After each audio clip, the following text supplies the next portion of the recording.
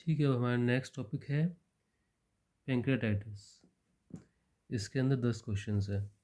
Question number 32, 33, 35, 51, 61, 69, 70, 85 और 94। ठीक है, इसके अंदर 9 है पूरे। अब है ना, इसके अंदर क्या होता है, जो पैंक्रियाटाइटिस होता है ना, पैंक्रियास का जो पेन होता है एपिगैस्ट्रियम में होता है, ये एब्डोमेन है। ठीक है, एपिगैस्ट्रियम एकदम सेंटर में होगा।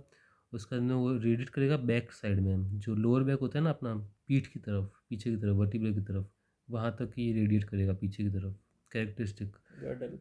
और इसको है ना गर्डल कैरेक्टरिस्टिक लिखा हुआ होता है अपने इन क्वेश्चंस के अंदर। ये जो है गर्डल लिखा हुआ है और एपिगैस्ट्रियम लिखा हुआ है। एपिगैस्ट्रियम से गर्डल पेन हो रहा है, गर्डल कैरेक्टरिस्टिक ऐसा लिखा हुआ है, तो हम पैंक्रियाटाइटिस सोचेंगे। और है ना, इसमें है ना ये हाइपोकॉन्ड्रियम से होके भी जा सकता है, एपिगैस्ट्रियम से स्टार्ट होके हाइपोकॉन्ड्रियम और उसका है लोअर बैक, ये भी हो सकता है। तो हर बार हाइपोकॉन्ड्रियम को हमें गॉल ब्लैडर नहीं करना है, क्योंकि इसमें भी हाइपोकॉन्ड्रियम जाएगा लेकिन एपिगैस्ट्रिक से होके जाएगा। और इसमें कुछ और भी हिंट हमें मिलेगी जिससे हमें पता चलेगा कि गॉल ब्लैडर ना होके और पैंक्रियाटाइटिस है। जैसे कि एग्जांपल, अल्कोहल की हिस्ट्री दे रखी होगी। ठीक है, जैसे कि ये केस है, इसके अंदर एपिगैस्ट्रियम दिया हुआ है, गर्डल पेन दिया हुआ है। ठीक है, गर्डल लिखा हुआ है तो इसे हम सोचेंगे कि ये पैंक्रियाटाइटिस है। ऊपर से अल्कोहल की हिस्ट्री दी होगी तो है ना हम पैंक्रियाटाइटिस सोचेंगे, क्योंकि पैंक्रियाटाइटिस के है ना 2 रीज़न होते हैं जनरली। ठीक है, 2 रीज़न होते हैं, एक होता है अल्कोहल अब्यूज़ और दूसरा होता है कि जो गॉल स्टोन होता है ना, बिलियरी स्टोन, वो उसका ऑब्स्ट्रक्शन की वजह से, ये दूसरा रीज़न है। तो यहाँ पे या तो अल्कोहल दिया होगा या फिर स्टोन दिया होगा, ये 2 रीज़न दिए होंगे अपन को इसके पैंक्रियाटाइटिस के सोचने के लिए। तो इसके अंदर देखो क्या क्या हिंट दिया हुआ है। पहला तो एपिगैस्ट्रिक पेन है, गर्डल करेक्टरिस्ट लिखा हुआ है, अल्कोहल दे रखा है। ठीक है, और ये वाला जो पेन होता है ना, ये भी गॉल ब्लेडर और पैंक्रियाटाइटिस दोनों पेन खाने के बाद में हो सकता है और फैटी फूड से हो सकता है। ये दोनों पेन हो सकते हैं।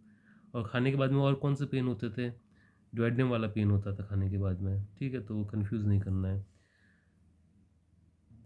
अब पैंक्रियास के देखो 2 फंक्शन होते हैं। ठीक है, एक एक्सोक्राइन होता है और एक होता है एंडोक्राइन।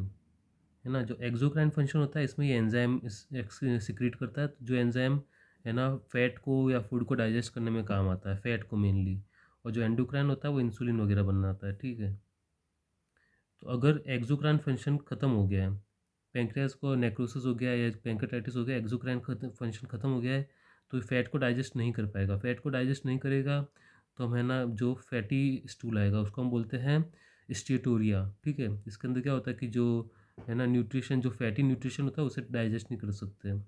और कुछ विटामिन भी होते हैं, ए डी ई और के विटामिन होते हैं जो फैटी होते हैं, तो उनको भी डाइजेस्ट नहीं कर सकते, उनकी भी डेफिशिएंसी हो जाती है। तो इसकी खास बात है। और एंडोक्राइन फंक्शन को अगर डिस्टर्ब किया तो इंसुलिन चला जाएगा जिसकी वजह से डायबिटीज़ हो सकता है। ठीक है, ये जनरल जनरल सी बात हो गई। और पहला पहला रीज़न क्या बताया था, अल्कोहल, और दूसरा रीज़न गॉलस्टोन वाला। अगर ऑब्स्ट्रक्शन, गॉलस्टोन ऑब्स्ट्रक्शन, ठीक है, अगर ऑब्स्ट्रक्शन वाला रीज़न है वो भी अगर होगा तो है ना इसके अंदर अपन को साथ साथ में है ना ये येलोनेस, जॉन्डिस वाला भी आएगा, क्योंकि जॉन्डिस है ना बिलियरी डक्ट का अगर ऑब्स्ट्रक्शन है तो जॉन्डिस भी होगा। ठीक है, इधर देखो लीवर है, इधर गॉल ब्लैडर है, इधर पैंक्रियाज है। ठीक है, अगर ऑब्स्ट्रक्शन इधर कॉमन बाइडक्ट का हो गया तो पहले पैंक्रियाटाइटिस हो सकता है, पैंक्रियास चला जाएगा। और कोलेसिस्टाइटिस हो सकता है अगर है ना इसमें अगर इन्फेक्शन हो गया तो। अगर ये है ना ऑब्स्ट्रक्शन ऊपर पहुंच गया है तो है ना लीवर सिरोसिस भी हो सकता है। ऑब्स्ट्रक्शन से तीनों चीज़ें हो सकती है। तो इस वाले केस में हमें देखो येलोनेस भी दिया हुआ है, मतलब जॉन्डिस भी हो रहा है इस कारण से, और इलेक्ट्रिक टिंज भी आ रहा है। ठीक है, तो ये अल्कोहल का रिस्क फैक्टर तो दे रखा, साथ में जॉन्डिस भी दे रखा, मतलब ऑब्स्ट्रक्शन भी है। इसके अलावा अटैक ऑफ एक्यूट पैंक्रियाटाइटिस, हाँ, ट्रांसपोर्ट फाइबर को jaundice with gradually increase, jaundice दे रखा है। लो न्यूट्रिशन, न्यूट्रिशन लो है क्योंकि एक्सोक्राइन फंक्शन चले गए। Epigastric region along the pancreas, ये पेन दे रखा है कि जो एपिगैस्ट्रिक रीजन है वो पेंक्रियाज के अलोंग उधर पेन हो रहा है। तो इसका हम डायग्नोसिस क्या करेंगे, क्रॉनिक है क्योंकि है ना 5 साल से इसको 5 ईयर लिखा हुआ है। कैल्सिफिक है क्योंकि ऑब्स्ट्रक्टिव, क्योंकि इसको है ना जॉन्डिस वगैरह हो रहा है तो ये ऑब्स्ट्रक्टिव होगा ये। With complications like exocrine pancreatitis, exocrine क्योंकि इसको है ना लो न्यूट्रिशन हो रहा है इसलिए एक्सोक्राइन इनसफिशियंसी होगी, ऑब्स्ट्रक्टिव जॉन्डिस हो रहा है। ठीक है, क्योंकि स्टोन है। अब इसके डिफरेंशियल डायग्नोसिस में क्या है, मेन तो ये डायग्नोसिस ही है, डिफरेंशियल डायग्नोसिस ये वगैरह तो अपन को याद ही करना है कि गॉल स्टोन के लिए हम गॉल स्टोन हो सकता है, गॉल स्टोन डिजीज़ हो सकती है, उसके लिए हम करेंगे अल्ट्रासाउंड और सीटी डिफरेंस करने के लिए। और पैंक्रियाटिक कैंसर भी हो सकता है ये, जिसके लिए हम क्या करेंगे, ट्यूमर मार्कर्स करेंगे और सीटी और एमआरआई करेंगे। हेपेटाइटिस भी हो सकता है, जिसके लिए हम लीवर फंक्शन टेस्ट करेंगे और सीरोलॉजी करेंगे कि वायरस कौन सा वाला था। इटियोलॉजी में बता चुका है, अल्कोहल वाला हो सकता है और दूसरा हो सकता है ऑब्स्ट्रक्शन वाला। क्लासिफिकेशन अलग अलग टाइप्स होते हैं, स्टेज एक्यूट और क्रॉनिक टाइप से, सीवियरिटी से करें तो 3 टाइप, माइल्ड, मॉडरेट, सीवियर। ठीक है, इस टाइप से कर लेंगे क्लासिफिकेशन।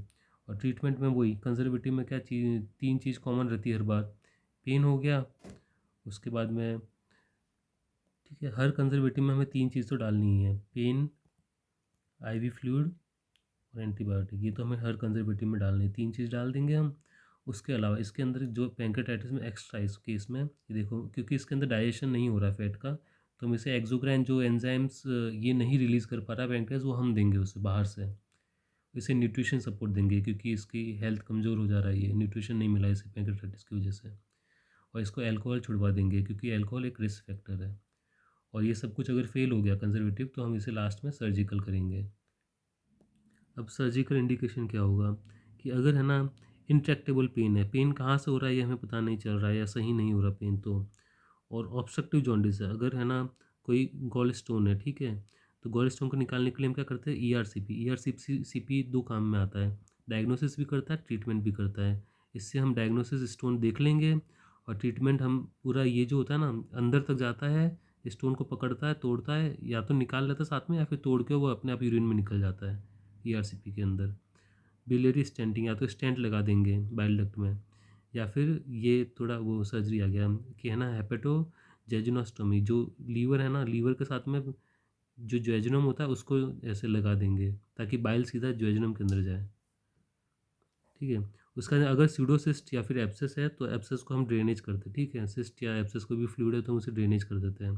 अगर नेक्रोसिस हो गया है मतलब पैंक्रियास मर चुका है तो वो कुछ नहीं, अपन उसे सही नहीं कर सकते, तो उसको हम डिब्राइडमेंट करेंगे। डिब्राइडमेंट का मतलब निकाल देंगे उसे काट के। वर्किंग कैपेसिटी ये सब तो याद करने का ही है कि न्यूट्रिशन सपोर्ट देंगे, पेन के लिए देंगे, और फ्रिक्वेंसी ऑफ अटैक चेक करते रहेंगे, वो सब कुछ।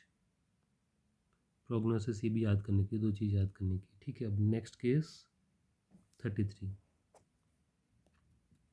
इस वाले में देखो, इस वाले में हमें एपिगैस्ट्रिक पेन दिया हुआ है, ठीक है, लेफ्ट हाइपोकॉन्ड्रियम दिया हुआ है, इसलिए हाइपोकॉन्ड्रियम दिया हुआ है इसलिए ज़रूरी नहीं है गॉल ब्लैडर है ये पेंक्रियाज भी हाइपोकॉन्ड्रियम की तरफ कर सकता है पेन, लेकिन इसमें और दूसरे ऐसे हिंट दिए होंगे जो हमें पेंक्रियाज की तरफ ले जाएंगे। जैसे कि एग्जांपल यहाँ पर है ना, ये कुछ चीज़ पेंक्रियाज में 2 लीजन मतलब ऐसे चीज़ ऐसे होते हैं, कैरेक्टरिस्टिक होते हैं, 2 तरफ है ना हाइपर पिगमेंटेशन होता है। एक को हम बोल, तो ये 2 साइन होते हैं, एक है अपना ग्रे टर्नर, दूसरा है कुलन, ये 2 साइन होते हैं। तो कुलन में सी है तो ये सेंटर में हाइपर पिगमेंटेशन होता है, जो अम्बिलिकस होता है ना इधर नेवल अपना, उसका करीब करीब हाइपर पिगमेंटेशन होता है। और टर्नर में टर्न है, टर्न मतलब अपन टर्न करते हैं तो इधर फ्लैंक आ जाता है, ये वाला एरिया आ जाता है, तो इस जगह पर हाइपर पिगमेंटेशन हो जाता है। ये 2 साइन हमें पैंक्रियाटाइटिस में दिखते हैं, और कब दिखते हैं, जब उसका नेक्रोसिस हो गया मतलब एकदम डिस्ट्रॉय हो गया पूरा, तब उसमें दिखता है अपन को ये।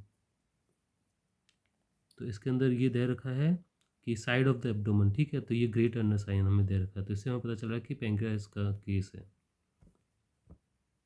और इसका बीपी लो है, ठीक है, तो ये शॉक भी हो रहा है पैंक्रियास के केस में शॉक भी हमें मिल रहा है इसके अंदर।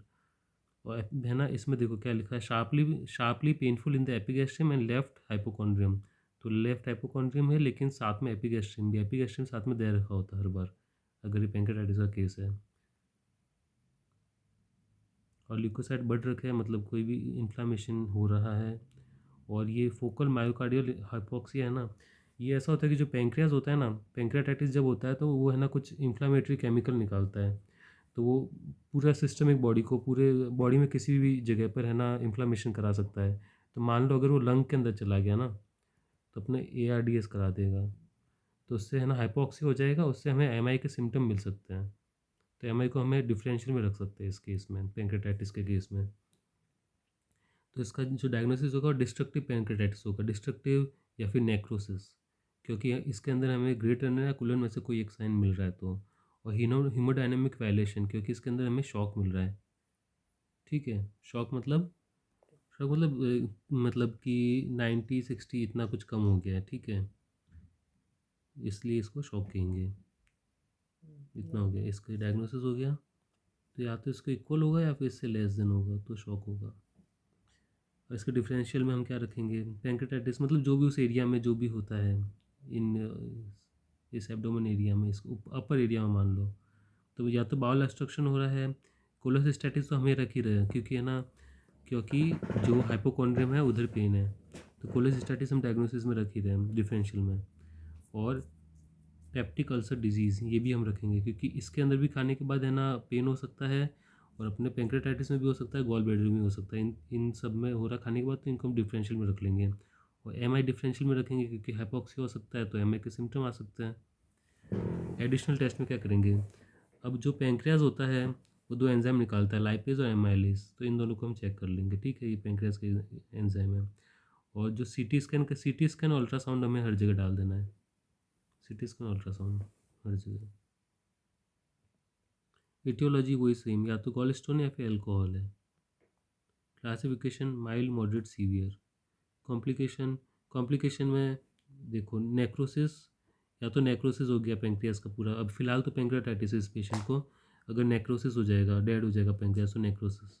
और सिस्ट बन जाएगा तो स्यूडोसिस्ट। इन्फेक्शन भी हो सकता है उसके अंदर, हेमरेज भी हो सकता है, और रेस्पिरेटरी फेलियर मैंने अभी ऊपर बताया कि केमिकल इन्फ्लामेटरी केमिकल रिलीज़ करता है पेंक्रियाटाइटिस में। और ट्रीटमेंट वही सेम ऊपर वाला, कंजर्वेटिव में 3 चीज़, पेन हो गया, उसके बाद में आईवी फ्लूइड्स हो गया, और तीसरा हो गया एंटीबायोटिक्स। और उनसे सही नहीं हुआ तो बाद में हम करेंगे सर्जिकल ट्रीटमेंट, या फिर वेट करेंगे अगर वही सर्जिकल के लिए, अगर डॉक्टर अवेलेबल होगा तब तक, उसके बाद हम सर्जिकल ट्रीटमेंट करेंगे। और सीडोसिस्ट है अगर, हाँ, इंडिकेशन फॉर सर्जरी, इसमें क्या होगा कि अगर है ना जो मेडिकल मैनेजमेंट हमने दिया है, ये 3 ऊपर जो दिए थे हमने, उनसे अगर सही नहीं हुआ तो हम इसके अंदर सर्जरी कर देंगे। या फिर नेक्रोसिस है तो हमें सर्जरी करनी है, क्योंकि पैंक्रियास डेड हो गया है। और सिस्ट है, और कॉम्प्लिकेशन भी है सिस्ट के, सिस्ट रप्चर हो गया है, ऐसा कुछ हो गया तो हम सर्जरी करेंगे। और हेमरेज है तो भी हमें सर्जरी करनी है। ये सब होगा सर्जरी के लिए, ठीक है। अब नेक्स्ट केस है हमारा केस नंबर 35, ठीक है। और ये है ना, ये 35th क्वेश्चन इसका नहीं है, पेंक्रेटाइटिस का नहीं है, ये पायलोक्सिस्टोसिस का है। इसमें भी हाइपरपिगमेंटेशन दे रखा है, इसलिए साथ साथ में कि इन 33 और 35 में हाइपरपिगमेंटेशन दे रखा है, लेकिन ये 35 है वो है अपना पायलोक्सिस्टोसिस का, और 33 है पेंक्रेटाइटिस का है। फिलहाल हमने 33 किया, अब करेंगे 51, क्या हो, ठीक है। अब क्वेश्चन नंबर 51, इसके अंदर देखो, इसके अंदर भी गर्डल पेन दे रखा है, ठीक है। और इसके अंदर एरर इन द डाइट, मतलब डाइट में कोई दिक्कत होती है, अगर मान लो फैटी फूड खा लिया ऐसा कुछ हो गया तो इसको पेन बढ़ जाता है। और इसको पहले कभी हिस्ट्री में कोलेलिथियासिस हुआ था, लेकिन फ़िलहाल इसे गर्डल पेन हो रहा है, तो अपन इसे है ना पेंक्रेटाइटिस की तरफ जाएंगे, पेंक्रेटाइटिस हो सकता है। अपर एब्डोमेन पेन है, वॉमिटिंग है, ये तो हो सकता है किसी में भी जीआई सिम्टम है। और जो है ना ये जो वॉमिटिंग आ रही है इसके अंदर फूड, ईटन फूड और मिक्सचर ऑफ बाइल, बाइल भी आ रहा है वो। और इसके अंदर हमें सब ट्रिक भी दिया हुआ, मतलब इसको जॉन्डिस में येलोनेस स्किन भी हो रहा है इसको, तो इससे हम मान के चल सकते हैं कि ऑब्स्ट्रक्टिव टाइप का पैंक्रेटाइटिस हो सकता है ये। और एपिगैस्ट्रियम और हाइपोकॉन्ड्रियम दोनों दे रखा है, तो इसमें भी हम पैंक्रेटाइटिस की तरफ जाएंगे, ठीक है। तो पैंक्रियास का केस हुआ, शॉटकी बिलिंगुअर नेगेटिव दे रखा है, पेरिटोनाइटिस नहीं है, तो इसका हम करेंगे एक्यूट बिलियरी पैंक्रेटाइटिस, ठीक है। इसके अंदर ये हेल लिखा हो बीपी में, तो इसका ये हेल का मतलब होता है बीपी, मतलब होता नहीं है पर अपन को मान के चलना पड़ेगा, ट्रांसलेशन में शायद गलती है। तो यहाँ पे एक्यूट पैंक्रेटाइटिस और possibly gall stone pancreatitis, gall stone क्योंकि ऑब्स्ट्रक्टिव टाइप का हमको लग रहा है, क्योंकि इसके अंदर इक्ट्रस दिया हुआ है, ठीक है। इक्ट्रस हुआ तो ऑब्स्ट्रक्टिव होने के चांस बनते हैं, इसलिए पॉसिबली लिखा है इधर। और ये जो ये है ना, दोनों लिख सकते हैं हम डायग्नोसिस, ये पुराना वाला जो पीडीएफ हमारे पास आया था वहाँ से हमने रखा है, और ये हमारा वाला है, तो हम दोनों ही बोल सकते हैं। तो मैंने फ़िलहाल इसको एक्सप्लेन किया नीचे वाला हमारे वाले को। तो ये डायग्नोसिस हमारा हो गया, फर्स्ट क्वेश्चन हो गया।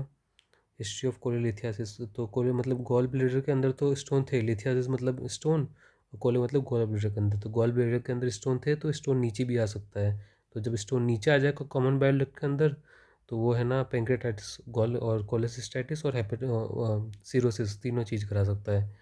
तो यहाँ पर उस कॉमन बाइल डक्ट वाले स्टोन ने पेंक्रेटाइटिस कर दिया है ऐसा। क्लासिफिकेशन में माइल्ड, मॉडरेट, सीवियर। डिफरेंशियल में वही पेप्टिक अल्सर हो सकता है, कोलेसिस्टाइटिस, गैस्ट्रोएंटेराइटिस, और ये तीनों हो सकते हैं। ठीक है, कंजर्वेटिव ट्रीटमेंट में वो तीन चीज़ तो अपन देंगे ही। आईवी फ्लूइड देंगे, पेन मेडिकेशंस देंगे, एनाल्जेसिक्स और एंटीबायोटिक देंगे। पेन मेडिकेशन मत बोलना, इनको एनाल्जेसिक बोलना एग्जाम में। और एंटी एमेटिक देंगे, इसको उल्टी आ रही है, वॉमिट आ रही है इसलिए। और न्यूट्रिशन सपोर्ट देंगे। और न्यूट्रिशन सपोर्ट में हम TPN, टोटल पेरेंटल न्यूट्रिशन, मतलब कि आईवी फ्लूइड्स देंगे हम इसे। और या फिर हम इसे एंट्रल फीडिंग भी दे सकते हैं, डिपेंड करता है पेशेंट की कंडीशन पर। ठीक है। और सर्जरी का इंडिकेशन, सर्जरी हम किस किस में करेंगे। अगर बाइल डक्ट का ऑब्स्ट्रक्शन है तो ऑब्स्ट्रक्शन बाइल डक्ट का हम हटाने के लिए हमें सर्जरी करनी पड़ती है, ERCP करेंगे। ठीक है, तो उसके लिए हमें सर्जरी करनी पड़ सकती है। और पेंक्रियास का नेक्रोसिस है तो हमें, क्योंकि पेंक्रियास डेड हो गया इसलिए करनी पड़ सकती है। और सीडोसिस्ट है तो उसके लिए रिकरेंट या परसिस्टेंट, मतलब बहुत टाइम से या बार बार आ रही है सिस्ट, तो उसके लिए हम सर्जरी कर सकते हैं। और सर्जरी कैसे कैसे कर सकते हैं हम, ERCP कर सकते हैं। और स्पिंक्टरोटॉमी, इसमें क्या होता है, स्पिंक्टर होता है ना कि ये पेंक्रियाज है, तो इधर से है ना जो इसके अंदर डुओडेनम के अंदर जो कॉमन बाइल लग जाती है ना, उसको हम खोल सकते हैं, इसको बोलते हैं स्पिंक्टरोटॉमी। नेक नेक्रेक्सोक्टो नेक नेक्रोसेक्टोमी कर देंगे, इसमें है ना जो नेक्रोटिक पेंक्रियाज होगा उसको निकाल देंगे हम। और सिस्टो गैस्ट्रोओस्टोमी, इसमें है ना, इसमें हम क्या करेंगे कि जो सिस्ट बन रहा है ना पेंक्रियास का, उसका और गैस्ट्रो मतलब स्टोमक का कनेक्शन बना देंगे ताकि वो सीधे स्टोमक के अंदर फ्लो हो जाए। और इसमें सिस्टोजेजिनोस्टोमी में सिस्ट को हम जेजुनम के अंदर खोल सकते हैं। ये दो ऑप्शन है। मेन तो ERCP हमें याद, ऑब्स्ट्रक्शन है तो ERCP, नेक्रोसिस तो नेक्रोसेक्टोमी, और अगर पेंक्रियास पूरा ख़राब हो गया तो सिस्टोगैस्ट्रोस्टोमी और सिस्टोजेजुनोस्टोमी कर सकते हैं। और प्रोग्नोसिस किस पे, सीवियरिटी ऑफ पेशेंट पे, सीवियरिटी ऑफ पेंक्रेटाइटिस पे, कॉम्प्लिकेशंस पे, सीवियरिटी पे, और time time to appropriate management, management कब किया उस पर डिपेंड करता है। प्रोग्नोसिस बोले तो कि पेशेंट ठीक हो पाएगा या नहीं हो पाएगा, उसकी लाइफ कैसी रहेगी आगे की, वो सब। ये केस नंबर 51 था। अब इस वाले केस में नेक्स्ट केस है 61। इसमें देखो आफ्टर ईटिंग, ईटिंग के बाद में है ना पेन बढ़ जाता है। ठीक है, ये पेंक्रियास में, गॉल ब्लैडर में, डुओडेनम अल्सर में, सब में हो सकता है। तो और बाकी यहाँ हिस्ट्री दे रखी है हमें, पोस्ट ट्रॉमेटिक पेंक्रेटाइटिस को पेंक्रेटाइटिस हो रखा है, अंडर नरिश, इसको नरिशमेंट कम हो रखी है, क्योंकि है ना अगर पेंक्रियास का एक्सोक्राइन फंक्शन चला गया तो मल न्यूट्रिशन हो जाएगा। एपिगैस्ट्रिक पेन है, ये भी है ना बहुत सी चीज़ों में मिलता है, उनमें से एक पेंक्रेटाइटिस है। और पेंक्रियास का कोई केस हो, हिस्ट्री में इधर तो पेंक्रियास दे रखा है, पेंक्रियास कोई केस हो जिसमें है ना ऐसा कुछ लिखा हुआ है कि साइज़ या कोई भी मास लिखा हुआ है, ऐसा कुछ नंबर लिखा हुआ है सेंटीमीटर वगैरह में, तो इसका मतलब ये सिस्ट बता रहे कि इतना सिस्ट है पेंक्रियास के अंदर। ठीक है, और ये पल्सेशन नहीं है, ये तो इसलिए बता रहे हैं कि ये कोई ब्लड ब्लड नहीं है, ऐसा कुछ कि इसके अंदर ब्लड नहीं है, खाली फ्लूइड है सिस्ट के अंदर और कुछ नहीं है। स्प्लैश नॉइज़, ये है ना ऑब्स्ट्रक्शन बताता है, कहीं भी ऑब्स्ट्रक्शन होता है ना वहाँ पे स्प्लैश लिखा हुआ आएगा केस के अंदर। ठीक है, इंपॉर्टेंट चीज़ है। तो यहाँ पर देखो सिस्ट था, क्योंकि है ना ये साइज़ लिखी हुई है। ठीक है, पेंक्रेटाइटिस ये तो हिस्ट्री में दे रखा है, और ऑब्स्ट्रक्शन है, ऑब्स्ट्रक्शन ये हमें स्प्लैश नॉइज से पता चल रहा है। ठीक है, और डुओडेनम का ऑब्स्ट्रक्शन ये कैसे पता चलेगा, क्योंकि है ना जो अपना पेंक्रियास होता है ना वो डुओडेनम की तरह से निकलता है, ये डुओडेनम है तो यही से अपना पेंक्रियास निकलता है ऐसे। तो ये जब है ना में ऐसा कुछ दिक्कत होती है पेंक्रियास की तो डुओडेनम को ऑब्स्ट्रक्ट करता है, इसलिए हम डुओडेनम ऑब्स्ट्रक्शन बोल रहे हैं, डुओडेनम ऑब्स्ट्रक्शन बोल रहे हैं इधर। ठीक है, और इस सिस्ट को सूडोसिस्ट बोलना। ठीक है, पेंक्रियास वाले को। डिफरेंशियल डायग्नोसिस में अल्सर, अल्सर ये क्यों, क्योंकि है ना खाने के बाद ये भी दोनों होता है, वो भी होता है। और पेंक्रियाटिक कैंसर, क्योंकि पेंक्रियाटिक कैंसर भी है ना, क्योंकि पेंक्रियास बड़ा हो जाता है तो डुओडेनम को ऑब्स्ट्रक्ट कर सकता है, इसलिए इसको डायग्नोस डिफरेंशियल में इसको इसलिए रख दिया। इनको रख दिया क्योंकि खाने के बाद हो रहा है इसलिए। और गैस्ट्रिक पॉलिप और गैस्ट्रिक कैंसर ये एक्स्ट्रा है, इनको इनकी जगह पर कुछ भी रख सकते हैं, या आरिफ को जगह कोलेसिस्टाइटिस रख सकते हैं या कुछ और, ये रखना ज़रूरी है। एडिशनल टेस्ट में हमेशा अल्ट्रासाउंड और सीटी तो हमें रखना ही है, ठीक है। और यहाँ पर है ना, क्योंकि जो डोडेनम ऑप्शन, इसका डिफरेंशियल डायग्नोसिस में एक अपना पैंक्रेटिक कैंसर रखा अपन ने, क्योंकि पैंक्रेटिक कैंसर बड़ा हो जाता है, डोडेनम को ऑब्स्ट्रक्ट कर देता है, इसलिए हम यहाँ पर इस केस में है ना ट्यूमर मार्कर करेंगे, क्योंकि यहाँ पर पैंक्रेटाइटिस प्लस ऑब्स्ट्रक्शन है, इसलिए ट्यूमर मार्कर भी करेंगे। और जो सॉलिड मास है इसका हम एंडोस्कोपिक अल्ट्रासाउंड भी कर सकते हैं, ठीक है। इनिशियल ट्रीटमेंट इसमें वही कंजर्वेटिव, वो 3 चीज़ जो होती है हर जगह पर वो करनी है अपन को। उसके अलावा क्योंकि ये फ़ैट को डाइजेस्ट नहीं कर रहा, तो फ़ैट कम देना है, प्रोटीन ज़्यादा देना है इसको खाने में, और एंजाइम देना है, एक्सोक्राइन एंजाइम जो भी इसको कम है। और अगर एंडोक्राइन फंक्शन की दिक्कत है तो वो भी अपन कर सकते हैं इंसुलिन दे के। और ऑक्ट्रोटाइड भी दे सकते हैं। ऑक्ट्रोटाइड जो होगा ना वो पैंक्रियाटिक सिक्रीशन को कम कर देगा, जो वहाँ के जो एंजाइम है उनको कम निकालेगा, क्योंकि अगर पैंक्रियाज एंजाइम निकालेगा तो उसमें पेन होगा, अगर एंजाइम नहीं निकालेगा तो पेन नहीं होगा, एंजाइम हम बाहर से दे देंगे। और सर्जिकल ट्रीटमेंट में हम क्या क्या करेंगे, वही सर्जिकल ट्रीटमेंट में या तो स्टमक के अंदर सिस्ट डाल देंगे या फिर ज्वाइनम के अंदर डाल देंगे। और लार्ज अगर सिस्टोजेजिनोस्टोमी विथ पेंक्रियाज रिसेक्शन फॉर अगर लार्ज सिस्ट है तो सिस्ट को रिसेक्ट करेंगे, पेंक्रियाज के अंदर जो सिस्ट है सिस्ट को रिसेक्ट करेंगे। और छोटे छोटे हैं तो उनको है ना, या जजनम के साथ अंदर डाल दिया सिस्ट को तो सिस्ट जेजिनोस्टोमी, और गैस्ट्रिक के स्टमक के अंदर डाल दिया सिस्ट गैस्ट्रोस्टोमी हो जाएगा। और सर्जरी हम किस किस के लिए करेंगे, या तो लार्ज सिस्ट है तो करेंगे, इन्फेक्शन है सिस्ट के अंदर, ब्लीडिंग है सिस्ट के अंदर, या फिर जो हमने कंजर्वेटिव ट्रीटमेंट दिया था एंटीबायोटिक आईवी फ्लूइड और पेन मेडिकेशन वो फेल हो गया तो। और प्रोग्नोसिस वही कि सिस्ट है तो सिस्ट का साइज़ कितना है, उसमें ब्लीडिंग है या नहीं है, उसका इन्फेक्शन है या नहीं है, कोई भी कॉम्प्लिकेशन सिस्ट की, तो ये सब कॉम्प्लिकेशन में आ जाएगा। ये सब कॉम्प्लिकेशन है अगर सिस्ट की तो उसका प्रोग्नोसिस बुरा होगा वरना अच्छा होगा। और रिमिशन रेट आफ्टर ट्रीटमेंट की, ट्रीटमेंट के बाद में वापस से उसको है ना ये दिक्कतें होती है नहीं, उन सब चीज़ों पे डिपेंड करेगा इसका प्रोग्नोसिस कि पेशेंट ठीक हो रहा है या नहीं हो रहा फ्यूचर में। इस वाले केस में देखो, केस नंबर 69 एपिगैस्ट्रिक पेन दिया है, तो बहुत सी चीज़ें एपिगैस्ट्रिक होती है, हम नहीं बता सकते ये क्या है, लेकिन यहाँ पर रेडिएटिंग टू बैक दिया हुआ है, ठीक है, ये कैरेक्टरिस्टिक है अपना पेंक्रियाज का, तो ये अपन यहाँ पर सीधे हम पे बोल सकते हैं पेंक्रियाज है। ऊपर से अल्कोहल ले रहा है तो रिस्क फैक्टर है अल्कोहल, तो पेंक्रियाज की तरफ जाता है। रिड्यूस्ड न्यूट्रिशन, क्योंकि एक्सोक्राइन फंक्शन गया तो फैट एब्जॉर्ब नहीं हो रहा, तो थोड़ा पतला पड़ जाएगा इंसान। एपिगैस्ट्रिन और राइट हाइपोकॉन्ड्रियम दोनों साथ में दे रखे हैं, तो ये साथ में दिए वो तो भी हम पेंक्रियाज की तरफ सोच सकते हैं। और यहाँ पर है ना वापस से साइज़ दे रखी है, साइज़ दे रखी है पेंक्रियाज का केस है मतलब सिस्ट है, ठीक है। तो यहाँ पे हमारा डायग्नोसिस होगा पेंक्रियाटाइटिस विथ सीडोसिस्ट। और कन्फर्मेटरी टेस्ट में वही सेम सीटी और अल्ट्रासाउंड तो हम करेंगे ही करेंगे सब में लगभग। और अगर हमें सिस्ट वाले केसों में अगर हमें ट्यूमर को रूल आउट करना है तो हम ट्यूमर मार्कर देख सकते हैं, CA19 ये यूज़ कर सकते हैं, और CEA भी यूज़ कर सकते हैं। और लाइपेज और अमाइलेज ये हम है ना पेंक्रेटाइटिस के केस में करते हैं, ये पेंक्रेटाइटिस के केस में करते हैं, और ये कैंसर को रूल आउट करने के लिए करते हैं। अब ट्रीटमेंट में वही कंजर्वेटिव वही जो हर जगह कर रहे हैं, आईवी फ्लूइड और पेन मेडिकेशन और एंटीबायोटिक और रेस्ट और निर्पल, और ये है ना कि खाना नहीं खिला के आईवी फ्लूइड्स देंगे, ये भी कर सकते हैं। इंडिकेशन फॉर सर्जरी हम पहले पढ़ चुके हैं, सर्जिकल ऑप्शन ये हम पहले पढ़ चुके हैं। अगला केस है केस नंबर 70। यहाँ पे देखो, यहाँ पर भी अल्कोहल की हिस्ट्री दे रखी है हमें, रेडिएशन टू द बैक दे रखा है, तो ये रिस्क फैक्टर हो गया पेंक्रेटाइटिस का।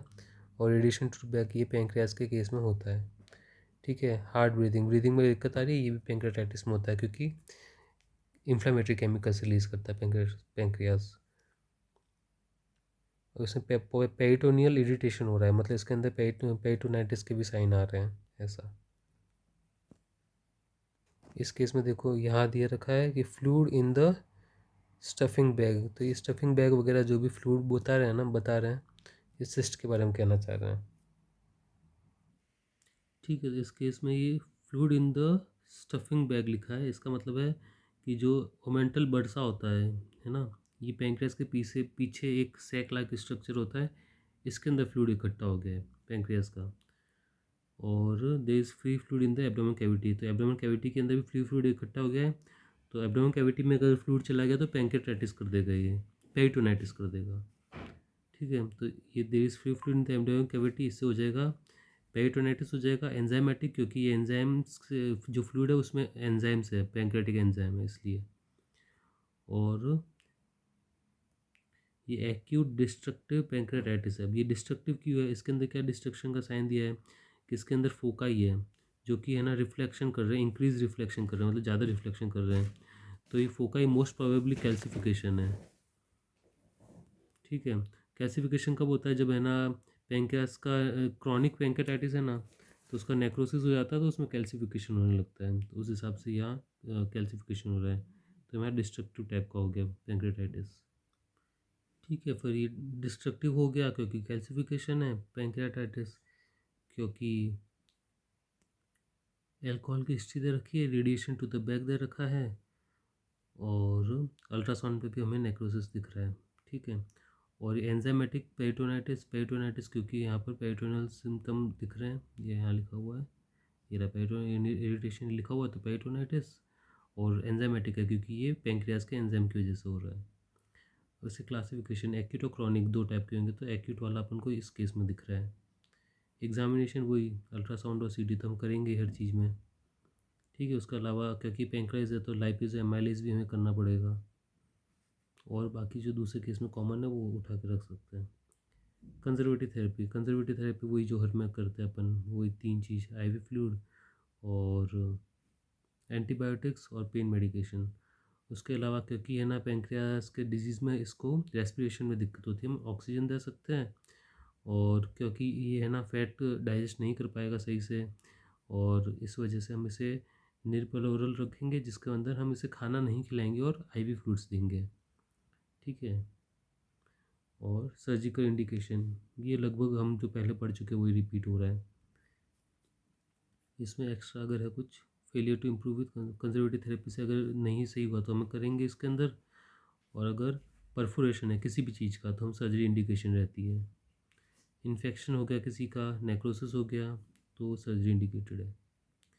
और इस केस में है ना क्योंकि फ्लूइड इकट्ठा हो रहा है इसमें बरसा में, ओमेंटल बरसा में, और क्या नाम है एब्डोमेन कैविटी में, इसलिए हम इसके अंदर ड्रेनेज भी करेंगे। ये इस क्वेश्चन में ज़रूरी है थोड़ा ड्रेनेज वाला। प्रोग्नोसिस डिपेंड करता है पेशेंट की कितनी सीवियर है पेशेंट, कितने कॉम्प्लिकेशन उसके उस चीज़ इन चीज़ों के ऊपर। नेक्स्ट केस है हमारा केस नंबर 85। इस केस में देखो ये एल्कोहल दे रखा है तो इम्पोर्टेंट है, इससे रिस्क फैक्टर है पैंक्रियाटाइटिस का। गर्डल दे रखा है, एपिगैस्ट्रिक गर्डल, गर्डल लिखा हो तो पैंक्रियाटाइटिस की तरफ जाएंगे।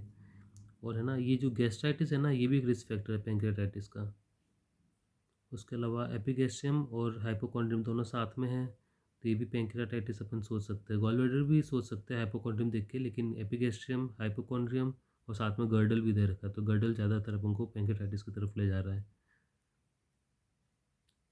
लीवर इज स्लाइटली एनलार्ज्ड, और 13 ये ल्यूकोसाइट बढ़ा हुआ है, डब्ल्यूबीसी बढ़े हुए, कोई ना कोई इन्फेक्शन वगैरह है। ठीक है, तो enlargement of the pancreas specially in the area of head and body with blood contour, तो हेड और बॉडी पैंक्रियास का बड़े बड़े हो गए हैं, और फ्लूइड इन स्टफिंग बैग, इधर वापस से स्टफिंग बैग में फूड है, फ्लूइड है, तो इसका मतलब ओमेंटल बर्सा के अंदर फ्लूइड इकट्ठा हो रहा है, तो ये कर रहा है ओमेंटो बर्साइटिस। ठीक है, ये साइज़ दे रखी है, और इसके अंदर है ना free fluid in the abdomen नहीं है, तो इसके अंदर पेरिटोनाइटिस नहीं है, इसमें हम सिर्फ ओमेंटो बर्साइटिस लिखेंगे। पिछले वाले केस में fluid in the abdomen cavity था तो वहाँ हमने पेरिटोनाइटिस लिखा था। और इसके अंदर देखो जो गोल ब्लैडर है उसके अंदर लिखा है कि ये नॉर्मल है, सब साइज़ दे रखी है साइज़, और इसका कैलकुलाई कुछ नहीं है, मतलब गॉल स्टोन नहीं है, ये दे रखा है। और इसमें जो ओमेंटो बर्साइटिस हो गया ना, ओमेंटो बर्साइटिस वैसा एक ये रहता है देखो कि despite initial improvement persistence of pancreatic fluid collection such as secondary aseptic necrosis and omental bursitis, कि अगर है ना जो पर्सन है जो पेशेंट वो इम्प्रूव हो गया, लेकिन उसका जो फ्लूइड कलेक्शन है ना वो अभी भी है, मतलब ओमेंटो बर्साइटिस अभी भी ओमेंटम के अंदर, ओमेंटो बर्सा के अंदर फ्लूइड इकट्ठा होता जा रहा है, तो वो हमको बताता है डायग्नोसिस एसेप्टिक नेक्रोसिस की तरफ ले जा रहा है कि एसेप्टिक नेक्रोसिस है पैंक्रियास का। पिछले वाले केस में भी ये सेम ही चीज़ था कि क्योंकि है ना फ्लूइड कलेक्शन हो रहा था उसके अंदर, ओमेंटो बरसा के अंदर, तो हम उधर भी कह सकते, उधर भी हमने यही लिखा था कि नेक्रोसिस है पैंक्रियास का। ठीक है। और इस उस वाले केस में कैल्सिफिकेशन वाला भी हिंट था, इसमें कैल्सिफिकेशन वाला हिंट नहीं है। तो इसके अंदर नेक्रोसिस है क्योंकि ओमेंटो बरसाइटिस है। उसके अंदर कैल्सि जो पिछला जो केस था 70, उसके अंदर कैल्सिफिकेशन भी था, ओमेंटो बरसाइटिस भी था, दोनों चीज़ थी, तो उसके अंदर भी नेक्रोसिस था। और इसे हमने एसेप्टिक नेक्रोसिस कहा है क्योंकि फ़िलहाल इसके अंदर इन्फेक्शन नहीं हुआ है, एसेप्टिक है ये, क्योंकि है ना जो खुद के पैंक्रियास का जो एंजाइम है ना, उन्होंने ही नेक्रोसिस कराया है, उन्होंने ही पैंक्रियास को खा लिया है, इसलिए फ़िलहाल हम इसे एसेप्टिक कहेंगे।